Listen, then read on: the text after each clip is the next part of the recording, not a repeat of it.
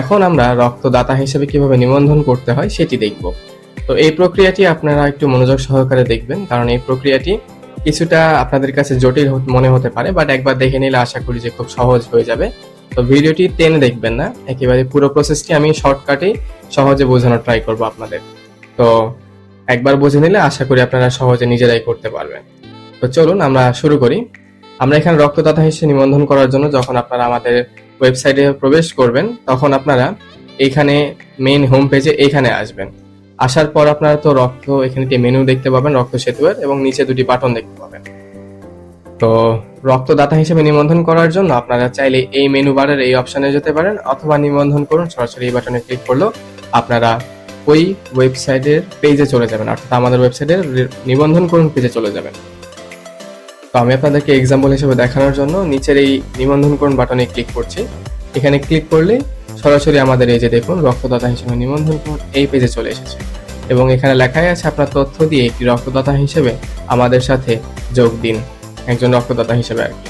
তো এখানে আপনাকে কিছু তথ্য দেওয়া লাগবে। মূলত সমস্যা ঘটে আমাদের ডোনরদের এই যে ইমেইল এবং পাসওয়ার্ডটি, এই যে ইমেইল যাচাই করার সময়। তো আপনি এখান থেকে শুরু করে শেষ পর্যন্ত পুরো ভিডিওটি না টেনে সুন্দর মতো দেখুন, তাহলে আশা করব যে আপনি পুরোপুরি বিষয়টি বুঝে যাবেন এবং আপনার কাছে তখন বিষয়টি সহজ মনে হবে। তো যেহেতু আমি এখন আপনাদেরকে টেস্ট স্বরূপ দেখাবো, তো প্রত্যেকটি জিনিস ভালো করে দেখবেন এবং প্রত্যেকটা স্টেপ বাই স্টেপ ফলো করবেন আর কি। তো চলুন আমরা শুরু করি। প্রথমে আপনার কাছে চাইবে হচ্ছে নাম, রক্তের গ্রুপ, মোবাইল নম্বর, বিভাগ, জেলা, উপজেলা এবং ইমেল, পাসওয়ার্ড চাইবে। এই তথ্যগুলো দিলে আপনি সফলভাবে আমাদের সাথে যুক্ত হতে পারবেন।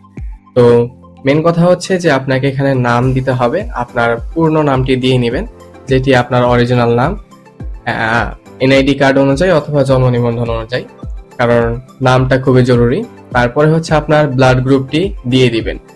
এখন ব্লাড গ্রুপ এখানে দেওয়ার ক্ষেত্রে কিছু পদক্ষেপ আপনাকে নিতে হবে। সেটি হচ্ছে যে আপনি ব্লাড গ্রুপ যেটা দিবেন এখানে, অর্থাৎ সিলেক্ট করবেন, সেই ব্লাড গ্রুপটি পরবর্তীতে আপনি চেঞ্জ করতে পারবেন না। তাই অবশ্যই আপনি আপনার নিকটস্থ কোনো হাসপাতাল হোক আর ক্লিনিক হোক, অথবা অন্য কোনো জায়গা থেকে যেখানে রক্ত পরীক্ষা করে, সেইখানে যে আপনার রক্তের গ্রুপটি টেস্ট করিয়ে নেবেন। আপনি যদি পূর্ববর্তীতেও জেনে থাকেন যে আপনার রক্তের গ্রুপ কি, তারপরও টেস্ট করিয়ে নেবেন, কারণ অনেক সময় পূর্ববর্তীতে রক্ত টেস্ট করার সময় ভুল হয়ে থাকে, যার কারণে আপনি যদি কাউকে রক্ত দান করেন তাহলে সেটি মারাত্মক পরিণতি হতে পারে।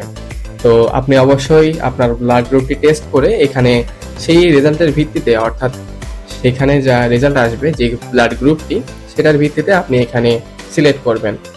আমি বলবো পার্সোনালি যে আপনারা 2 থেকে 3 বার, অর্থাৎ 3 জায়গায়, 3টি ভিন্ন ভিন্ন জায়গায় আর কি ব্লাড গ্রুপ টেস্ট করাবেন 3 বার। এতে করে হবে কি, যেই ব্লাড গ্রুপের ফলাফলটি আপনার কাছে বেশি আসবে, আপনার কাছে সেটি গ্রহণযোগ্যতা বেশি হবে এবং আপনি বুঝতে পারবেন যে হ্যাঁ, এটাই আমার অরিজিনাল ব্লাড গ্রুপ। 3 জায়গাতে সেম আসলে তো অনেক ভালো, আর যদি 2 জায়গাতে সেম আসে আর অন্য জায়গাতে সেম না আসে, তাহলে বুঝে নিতে হবে যে দুটিতে সেম এসছে সেটি আপনার অরিজিনাল ব্লাড গ্রুপ। তো যেহেতু আমার এখানে এবি পজিটিভ, আমি এবি পজিটিভ সিলেক্ট করছি এবং আমি এখানে আমার অরিজিনাল ফোন নম্বরটি দিচ্ছি।